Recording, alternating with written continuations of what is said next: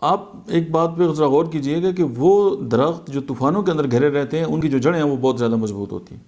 اور اسی طرح جب ہماری زندگی میں بھی کوئی طوفان آتا ہے یا ہماری زندگی کے جو چیلنجز ہیں وہ ہمیں درپیش ہوتے ہیں اور ہم ان سے عہدہ برا ہوتے ہیں اور ہم ان سے ہمارے اندر جو لڑنے کی جو ہے وہ صلاحیت آتی ہے، تو یہ وہ چیز ہے جو ہماری صلاحیتیں جو ہے ان کو نکھارتی ہے اور ہمیں باہر جو ہے ہمارا جو اوریجنل ہے وہ ہمیں مطلب ہے کہ دکھتا ہے۔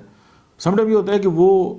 جو آپ نے یہ بھی دیکھا ہوگا کہ ایک جو بڑا سایہ دار جو درخت ہے اس کے نیچے اگر کوئی چھوٹا سا درخت لگا دیں تو وہ سوکھ جاتا ہے۔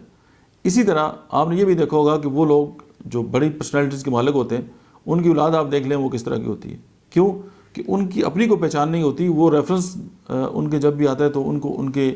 جو آباء و اجداد ہیں ان کے ریفرنس سے یا ان کے والد صاحب یا ان کی فیملی جو ہے اس کے ریفرنس سے پہچانا جاتا ہے، لیکن ان کے اندر کی جو کوالٹیز ہیں وہ کھل کے باہر نہیں آتی۔ اسی طرح ایک آپ نے دیکھا ہوگا کہ ایک عام سا بندہ ہوگا کسی عام علاقے کا رہنے والا، اس کے اندر جو صلاحیتیں ہیں وہ ظاہر ہے جب وقت کے تھپیڑے لگتے ہیں اسے اور وہ سوسائٹی کے ساتھ اور وہ پورے جو چیلنجز اس کو درپیش ہوتے ہیں جب ان سے جو ہے وہ اس کا سامنا ہوتا ہے تو وہ اپنے لیے ایک نیا راستہ بناتا ہے، تو اس کی جو صلاحیتیں ہیں وہ بھی نکھر کے باہر آتی ہیں۔ اقبال بھی کہتے ہیں کہ خدا تجھے کسی طوفان سے آشنا کر دے کہ تیری بحر کی موجوں میں اضطراب نہیں۔